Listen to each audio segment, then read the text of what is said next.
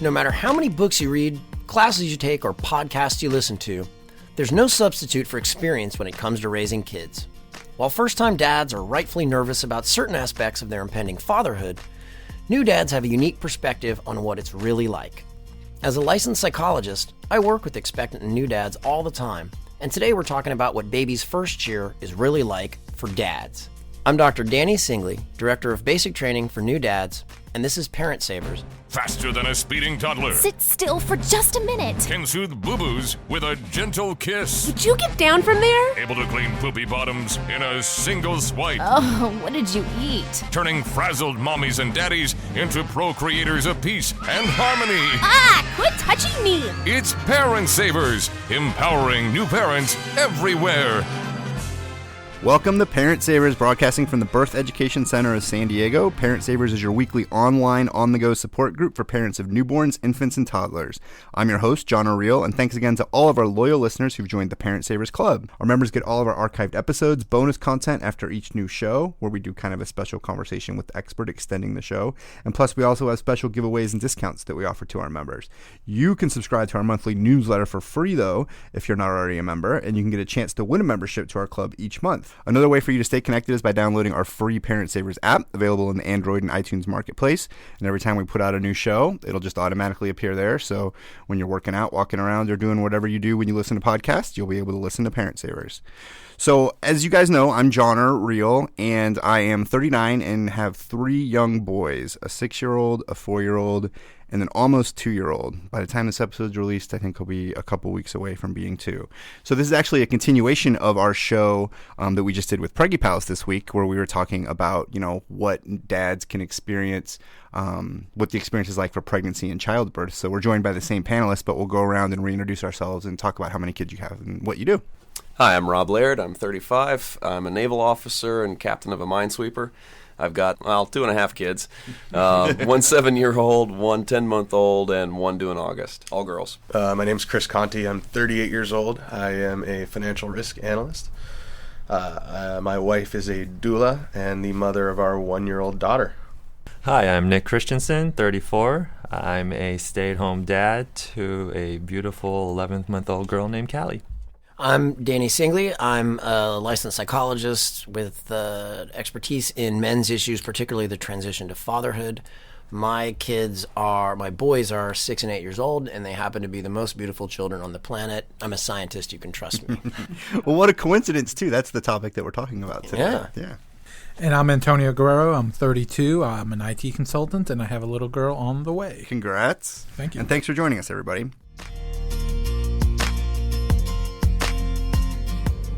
Are you looking for the perfect present for a new dad, or perhaps you're doing some last-minute shopping for Father's Day? Then you'll definitely want to check out daddyscrubs.com.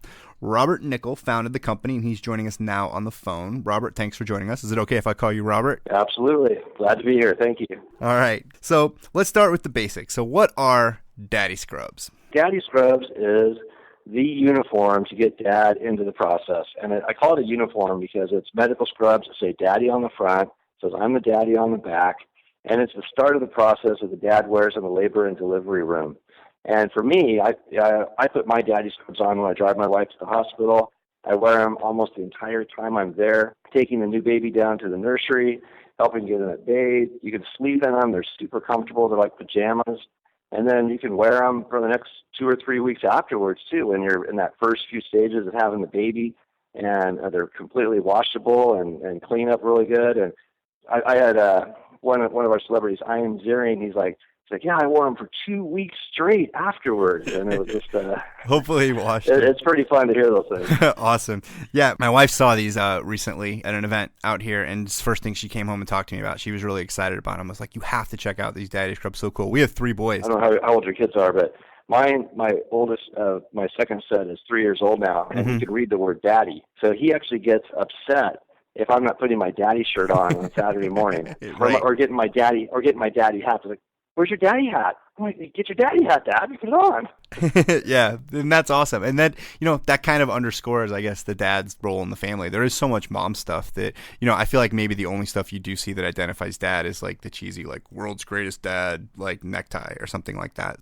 We have the most amazing Father's Day ties. And what we did is, I'm telling you, because I agree with you. You know, if you Google Father's Day ties, all that comes up are these cheap ties. They're stiff, they're ugly, they're fat. Right. So I went and made custom silk ties that, it's very nonchalant. So it says, there's one that says, I love Daddy. There's another one that just says, Daddy, Daddy, Daddy, Daddy across it.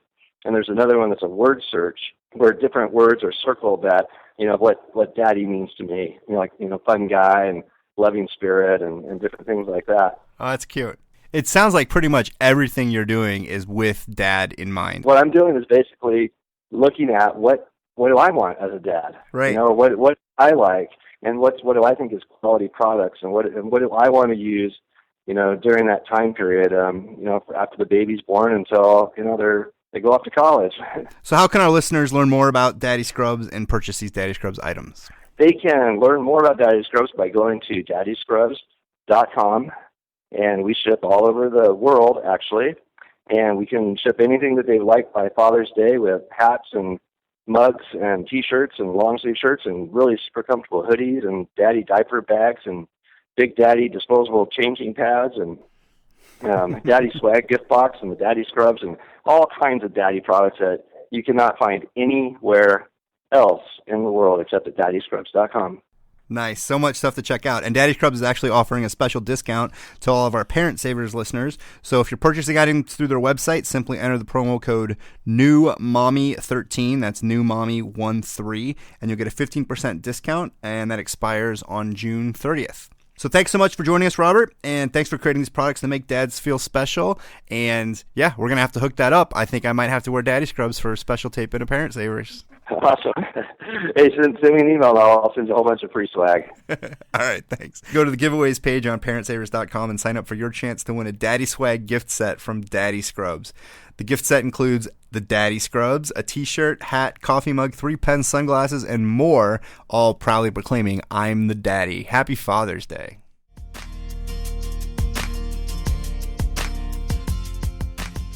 All right, today's topic on Parent Savers is a continuation of the conversation we had on Preggy Pals, where we're talking to dads about what they're expecting in the first year of life. We're calling it Dad's Guide to Baby's First Year, and we're joined by Dr. Danny Singley again. How do you describe for your people who are taking your class or that you work with, what's the first year like of being a dad? I describe it as a series of firsts, because it is. It's not a series of challenges, it's a series of opportunities to dad up. I think of the first year. We've gone from a straight line. As soon as you have that baby, you're now a triangle. There are now legs from each parent to the baby. And I look at it as an opportunity to keep that leg from you to your partner, if the person is still in the picture, very, very strong. It's funny, every time I do one of these classes for expectant dads, I give them the cheat sheet. So there are 3 things that you have to do. The first thing is, if your wife thinks that you're evil because you're not reading as much as you're supposed to, get online, sign up for one of these emails. They give it to you once a week. It's an executive summary of what's going on. It's usually a lot of fruit. Hey, there's a baby. And do that.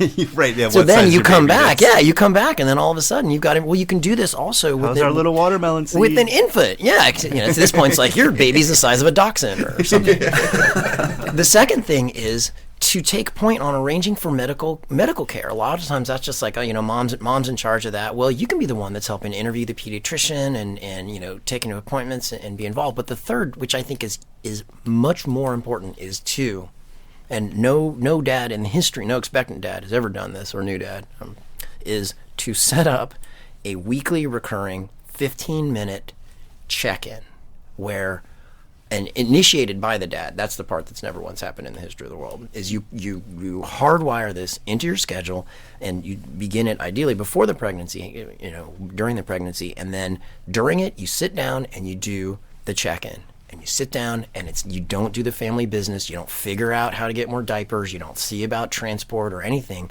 You just work on that leg of the triangle that goes between you and the person. That relationship is what caused this family to happen in the first place. But it oftentimes gets very short thrift in that first 6 to 9 months.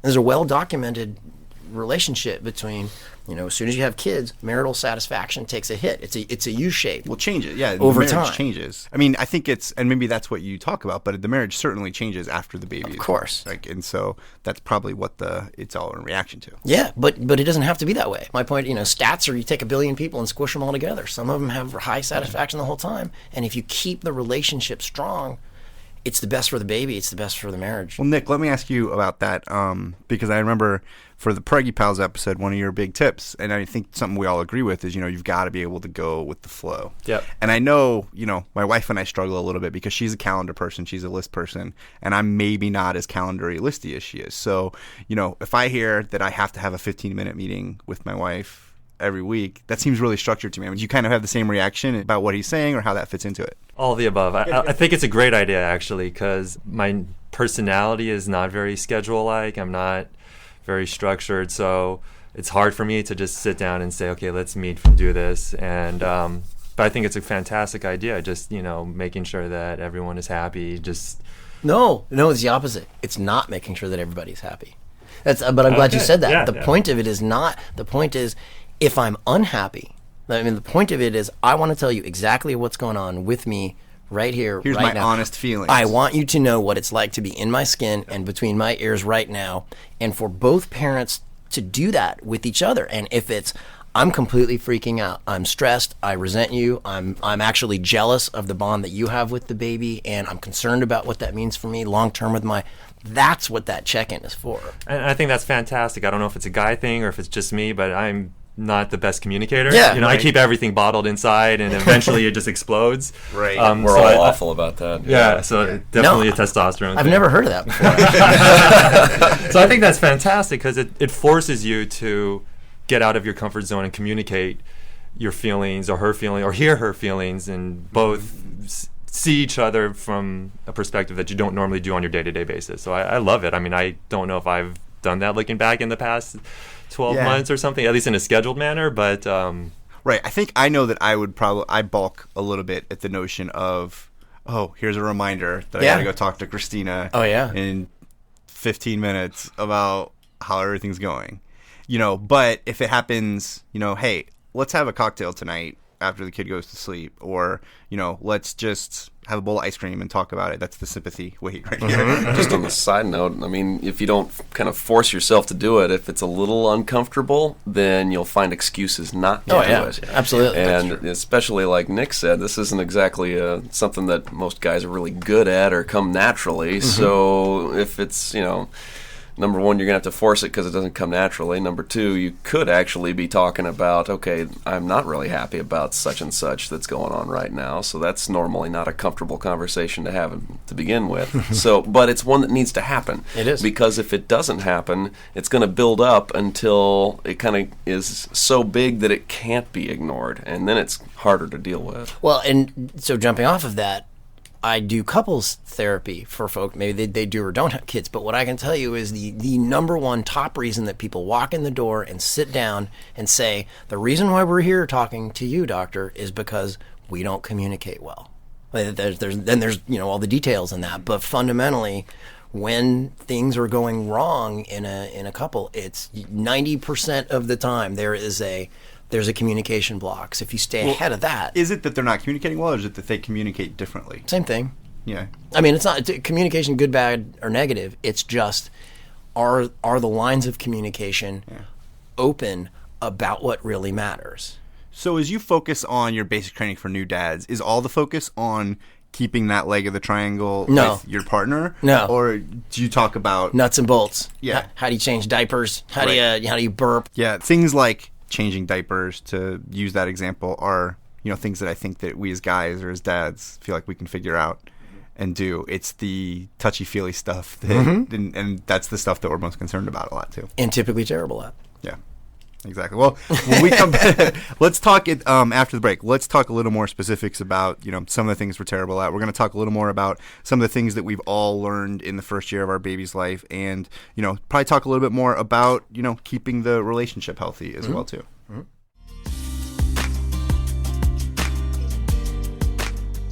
All right, welcome back, everybody. Today we're talking about baby's first year with Dr. Danny Singley, and our full panel of dad panelists is part of our special Father's Day episode of Parent Savers, and we're also doing a special Father's Day episode with this same group on Preggy Pal. So if you haven't already checked that out, make sure to do that as well. We had some great conversation about pregnancy and the childbirth experience, and now we're going to talk a little bit more about, the experience of being a dad. Let me go around the table and just ask you guys, what is, the first thing that surprised you the most in that first year about being a dad? I mean, it's obviously the whole thing is full of surprises. For me, it was, as soon as I saw the baby being born, I felt totally different about it because it was this vague entity before, and then all of a sudden it was really real. But I imagine that's not the case for all dads, but that was something that was just surprising to me, that once it became real, how attached I felt to it. But what about you guys? What were some of the things that surprised you? I've always been kind of non-confrontational until something went,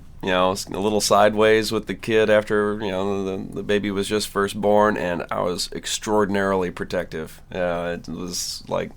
I've heard of the mama tiger thing, but it works for dads too. And I wasn't quite prepared for exactly how attached and how quickly I would become to the cute little thing. So even like in the hospital, or if something was happening? Yeah, absolutely. Yeah, and it kicked in pretty quick. Yeah. John, or you were talking about once that baby came out, then it was a whole different experience. It was real almost at that point. And for 9 months, the mom was developing that relationship with the baby and was feeling every single kick. My hand wasn't always touching her belly, so I didn't know what was going on. I was having conversations with it, but not on a frequent basis. It was different. So I almost feel like there was a pre-relationship with my daughter, but then the second she was born, like you see her, she's there, you're holding her. Something just switched, and it became real at that point. Even though I knew it was real beforehand, and it was very real beforehand. Right. There was nothing taking back that experience of just seeing her and holding her for that first time and becoming that protective father. Yeah, I mean, do you have those feelings, kind of, Antonio, that you kind of don't know what to expect? Antonio's expecting his first, right? Yeah, the unknown is obviously the scariest part. I know the thing that's freaking me out the most actually is driving home. It's a 45-minute drive in San Diego highways. It's racking my mind. I can't teleport her home, Right. I don't think I'll Thinking be about calm the until routes. she's home in her crib. Yeah.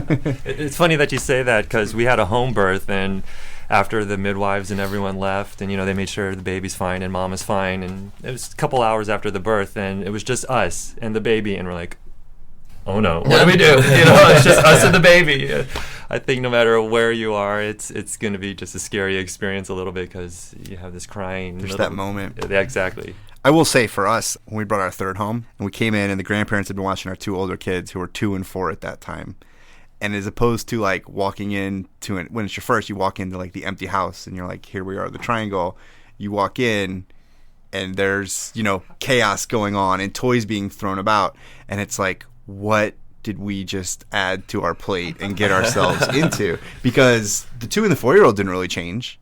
And even though that my wife and I felt the change and it changed our family, we still had to deal with all the, burdens and joys of raising the... And then you got to play goalkeeper, because the 2 and the 4-year-olds still expect mom to do everything she was doing before she, got run over by a bus. Yeah, exactly. And so is that a concern that you have? Like, I definitely. Well, luckily I've got a 7-year-old and a 10-month-old, so the 7-year-old is old enough for me to make sure she understands. But it's even better because I can actually kind of incorporate her into helping me be my daddy's little helper to keep corralling the 10-month-old. I think that's kind of how I'm planning on incorporating and trying to keep the chaos away from mom for a while. Danny, what are some of the things that you maybe hear dads complain about? I mean, we're talking about some of the cool parts of it, but about what are the complaints? Like, and we can maybe go around the room too, but what are the worst parts that people are saying of being a dad? Like, what are things that they hate and they weren't prepared for? In order, the most common ones are disconnects that they didn't see coming. How are they going to handle night duty?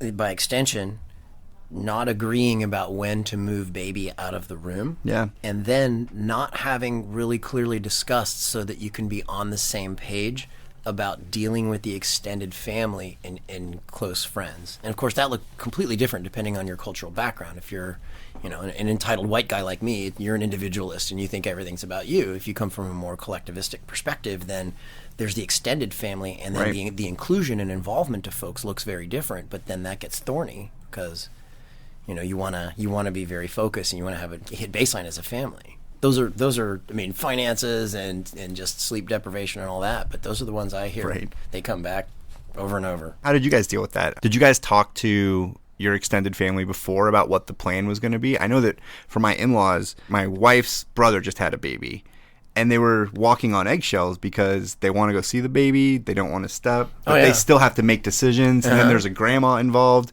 and so they're feeling weird about it too. But, I mean, how did you guys talk about it? How'd you deal with it? We started talking about it during pregnancy because all of our family's local and they all want to be pretty involved. And one of the big fears that my wife had during the pregnancy, especially near the end, was there was constant text messaging, emailing, phone calls. Did you have the baby yet? Did you have the baby yet? Did you have the baby yet? She didn't want to answer those questions anymore. So leading up to the delivery, we went total media blackout. We just decided we're not going to let anybody in the family know that we're having the baby. When it starts, we're not going to have it because we're not going to have Facebook updates and Twitter updates and phone calls and text messages and having all this, trying to live up to these expectations of the media.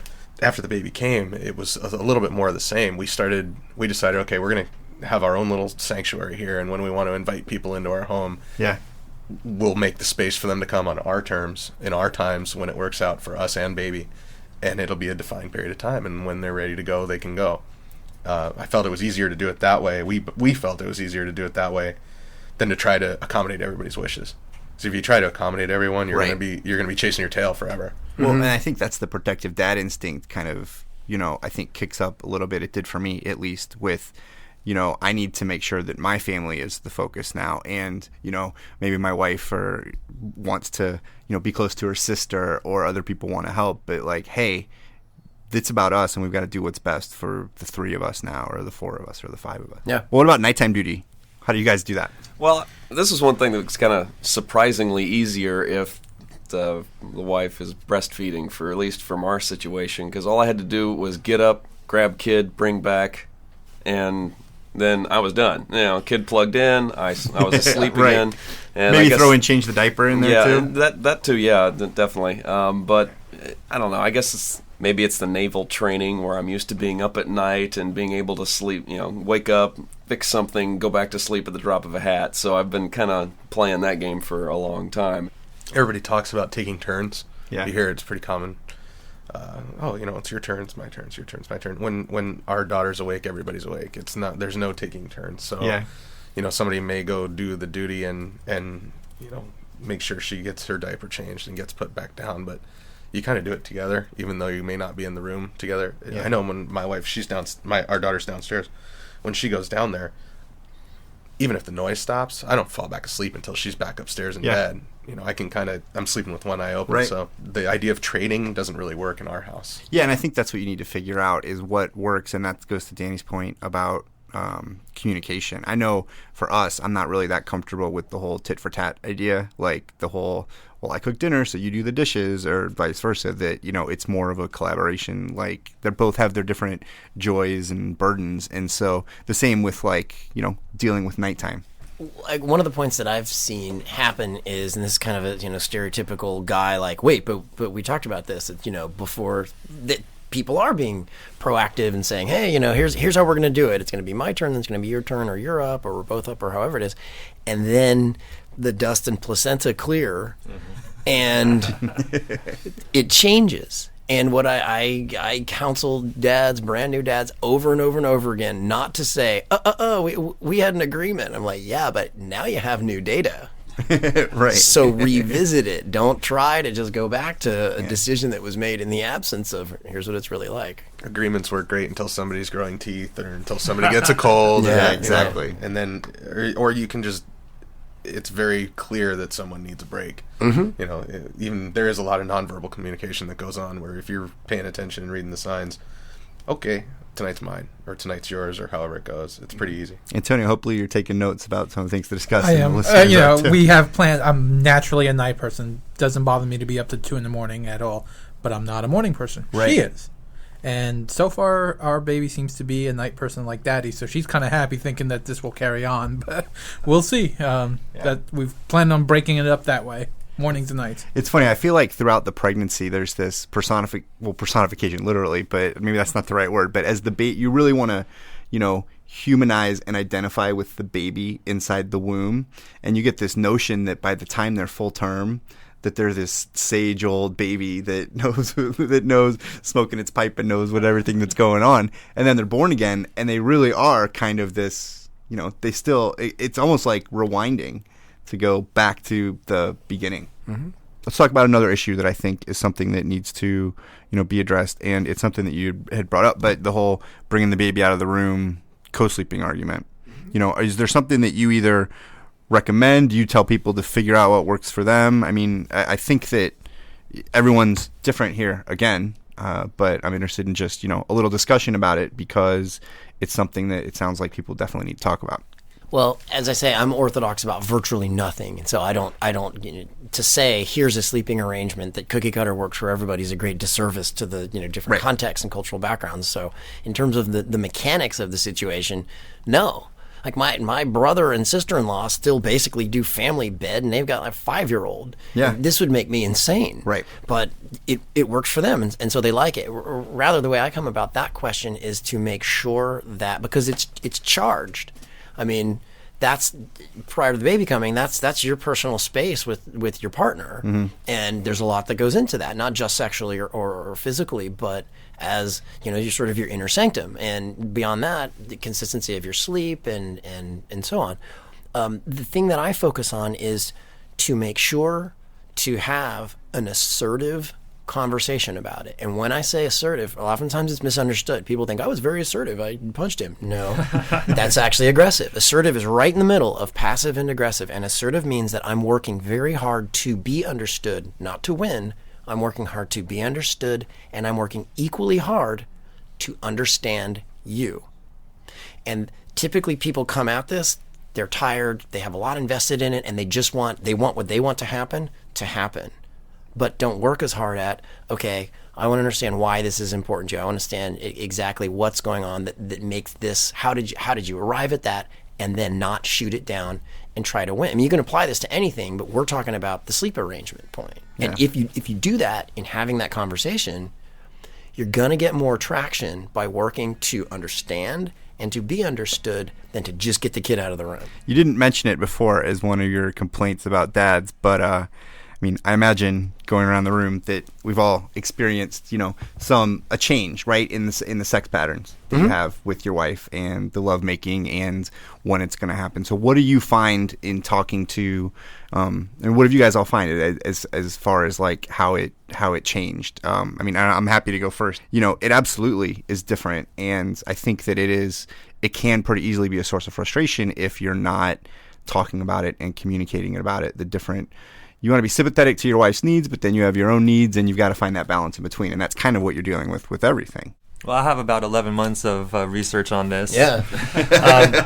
We're actually one of those co-sleeping families that you were talking about, so that throws a whole different curveball into it totally does. The sex conversation, if there is even a conversation about it. Yeah. Flexibility in terms of schedules. You just have to realize that it's not always going to go as you expect, and if at all, and try to make it work, and being assertive and communicating. You have to communicate. You know how you're feeling and what your wants and needs are.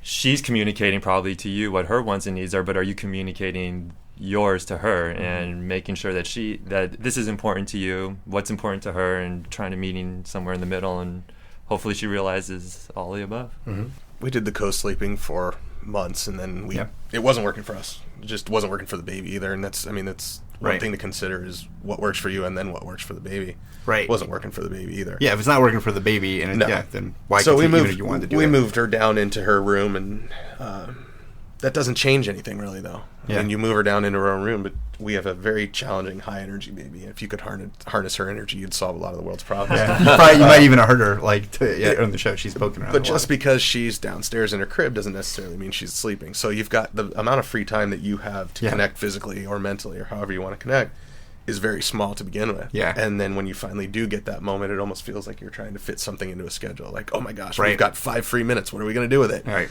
And you think, am I in the mood? Am I tired? Am I sick? Is she in the mood? Is she tired? Is she sick? And you got to just try it. Yeah. You have to, if you're not, give it a go. If you're not in the mood, try. Maybe you are in the mood. Maybe you just need to be talked into it physically a little bit or not. Yeah. But so many things change that you can't. There's no broad stroke answer for it to make it come right back to the way it used to be. Yeah, and you can't plan it. No. Yeah. Let's close it out with I want to go around and see if you guys have any, like, if you had one tip for new dads, if we had one piece of wisdom that we could impart on Antonio or any of our listeners that are expecting for the baby's first year. Patience. Lots of patience. Things are all over the place. There's spit up, there's pee, there's crying, there's injuries, there's babies falling, there's tears from mommy, from dad. I mean, just everything is different. So if you go with the flow and just have patience with it and just smile along the way, and I mean, this is all part of the journey, and it's exciting, and you just have to look back and enjoy it. I heard a good phrase the other day that I hadn't heard before, and someone said, I think they saw us with the youngest, and they said, we miss those days. You'll always get the people that'll see you out with the baby and be like, oh. Remember these days. Right, remember these days. Yeah. And what they said, and I thought it was good, was the days are long, but the years are quick. Yeah. That, it's when you're in it, and you can't even imagine how can you not remember this. But the years do go by quick, because, I mean, my oldest is already, going to be in first grade next year. And I remember when he was just a baby. It really does fly by. But when you're in it, it seems like it's never going to end. I've had countless conversations with parents that just come up to me now, and no matter how old their kid is, 10 months, 10 years, 18 years, 30 years, every one of them says, oh my God, it flew by so quickly. I can't believe it. My kid's in college now. Right. My kid's going to kindergarten. And I feel that right now. I can't even believe that my baby is almost 1 year old. And Yeah. That saying is so true. The years just fly by. And then they romanticize the past as well. I think so so, our too. baby never had problems sleeping. Oh, yeah. Exactly. And so I've been writing everything down because I don't want to forget that we've had problems sleeping. No, we're having them. If you have to find a way to get rest, whether it's whether you train your baby to sleep or you just sleep when the baby does sleep, and you capitalize on those opportunities. Sleep deprivation will catch up with you, no matter what. You cannot hide from it. You'll forget things that you shouldn't forget. And driving a car becomes dangerous. You just don't know where you are, how you got there, and it's frightening. Any other words of wisdom as we wrap it up? Yeah, my thought is, in the same way that men are stereotypically terrible communicators, we're also terrible social chairs. We're generally socialized to have external forces bring us together: school, work, teams that we're on. But right now, I'm looking around at we've got 6 guys in the same room that are very engaged dads, that are very focused on and open about being dads, and this is a very rare kind of forum. You don't. This is. Hey, we're going to do the dads class. This show is different. And what I would say is, when you have even a newborn, make sure that you're not trying to get all of your social support needs met by mom. It isn't fair. It isn't realistic, and it ends up being just a strain on the relationship. So even if you're thinking, I know, but she spends so much time, I can't go play golf or go surf or just hang out with some friends, you need it. You've got to have it, because if you don't initiate that, if you don't work to go get it and do it in a way that makes sense in your newly expanded family context, you are not really looking after your overall well-being. It's hard. It's not one of the things that people see coming, but it feels like a want to, but getting your social support needs met in addition to your relationship is absolutely a need. So be proactive about it. Yeah, and I would say she needs it too. Yeah, so, and be proactive about her getting it too. It's Absolutely. a two-way street. So 150%. It's okay to come and bring that up, because bring it up with her also, as okay, well, this will be my time to do this, and I'll take it for you, so you can go get some adult communication as well. And that was the only other thing I would bring up was be a little forgiving of yourself. There's a lot of wiggle room when you're a new dad. The kid's not going to remember your screw up, so it's just kids bounce. Yeah. I like that. Nice. All right. Well, thanks so much. I think that was a fun conversation. Hopefully it was helpful to you guys listening as well. Thank you, Dr. Singley, for joining us. I'm actually going to save my top tip for new dads for the bonus content. Oh, nice. I put it out there before, but I think it's something that you'll like, Dr. Singley, and actually will come in handy for most of you guys at the table as well. So yeah, stick around for that if you're a member of the Parent Savers Club. If not, you should join if you want to hear it. I also did a blog post about it. You can look it up on our site, parentsavers.com, and for more information about Dr. Singley or any of our panelists or today's topic, make sure to visit today's episode page.